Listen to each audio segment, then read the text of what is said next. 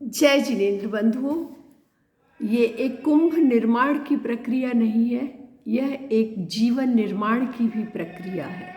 एक कुंभ का हमारे जीवन में कितना उपयोग है। गर्मियाँ ख़त्म हुई और अनुपयोगी और उसे हम बाहर रख देते हैं। सिर्फ ठोक बजा कर लाने और 100 का यदि मिल रहा है तो 80 में मोल भाव कराने तक ही हम कुंभ से जुड़े हुए हैं। किंतु हे गुरुवर, आप धन्य हैं, आपने 160 पृष्ठों की यात्रा लगभग इस कुंभ के निर्माण को समर्पित कर दी है। कितना सोचा होगा गुरुवर ने। अब कुंभ के जो कर्ण स्थान एक इमेजिन करिए, वहाँ लिखा था 99 और 9। आचार्य गुरुवर कहते हैं 99 का फेर बिल्कुल ठीक नहीं है, मुमुक्षु जन इससे दूर ही रहते हैं। हम 9 जो अक्षुण संख्या है उस पर कायम रहना चाहिए, वही हमारे अक्षय स्वभाव को प्रकट करता है। 99 को गुरुवर ने बहुत विस्तार से बताया है।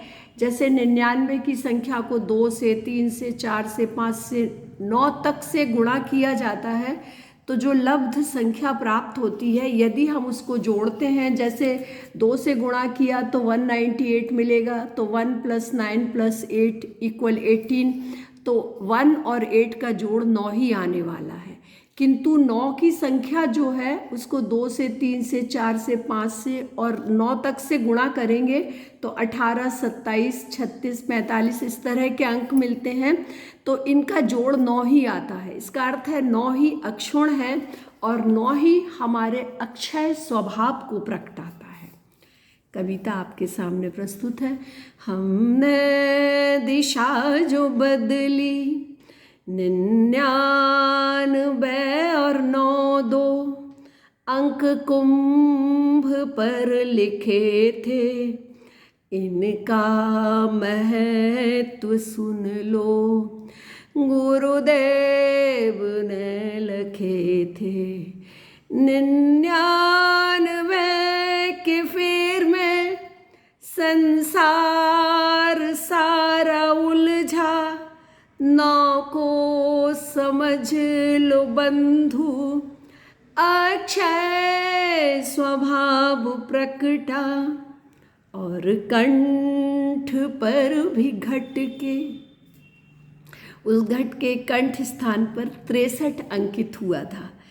और कंठ पर भी घट के 63 हुआ है अंकित, एक दूसरे का मुख देख दोनों हुए थे प्रमुदित।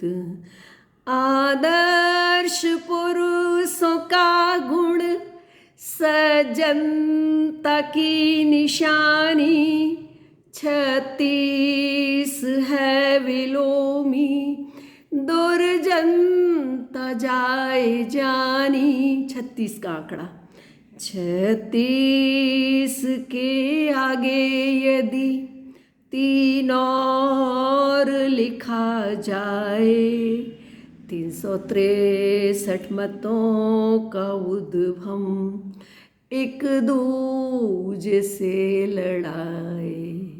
आचार्य गुरुवर ने यहाँ 363 मतों के उद्गम के साथ सब एक दूसरे के खून के प्यासे हो जाते हैं, इतना कठोर वाक्य प्रयोग किया है।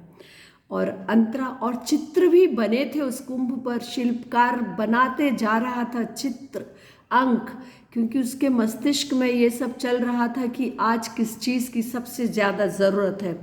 सिंह और स्वान का चित्र देता था एक संदेशा, विपरीत जीवनचर्या हमको नहीं अंदेशा। शक नहीं है, बचपन में सुनी कहानी गुरुदेव ने दोहराई, कछुआ खरगोश चित्र देख हमें उनकी याद आई। खरगोश क्यों था हारा, कछुए ने विजय पाई, यहाँ आलस ही प्रमुख था, द्रुत गति पे रोक लगाई। प्रमाद सबसे बड़ा शत्रु। सिंह और श्वान के चित्र से आचार्य गुरुवर ने कहा है, दोनों की बिल्कुल विपरीत प्रवृत्ति होती है। सिंह स्वाभिमानी होता है, किंतु कुत्ता या श्वान जो है वो पराधीनता स्वीकार कर लेता है। वे वजह सिंह कभी नहीं गरजता, जब उसकी गरज होती है तभी वो दहाड़ता है, किंतु श्वान बेवजह भौंकता रहता है। इसके अलावा सिंह के गले में आप पट्टा नहीं बांध सकते, आप उसको अपने अनुकूल चला नहीं सकते, किंतु जो श्वान होता है वो समझौता कर लेता है, उसको कुछ भी आप दुम हिलाता रहेगा आपके सामने। इस तरह हमें अपनी सिंह वृत्ति का जो है उसके बारे में बहुत सोचना चाहिए, अपने स्वाभिमान को कभी नहीं खोना चाहिए। आज मूक माटी के इस 21वें काव्य पाठ में मैं पुनः आपका स्वागत करती हूँ, अभिनंदन करती हूँ। आशा करती हूँ ये रचनाएं, बस हम दूसरे खंड की समापन की ओर हैं, एक काव्य और उसमें बनेगा, उसके बाद मैं तीसरे खंड की शुरुआत करूँगी जो पूर्णतः आध्यात्म से जुड़ा हुआ है। जय जिनेंद्र, नमस्कार।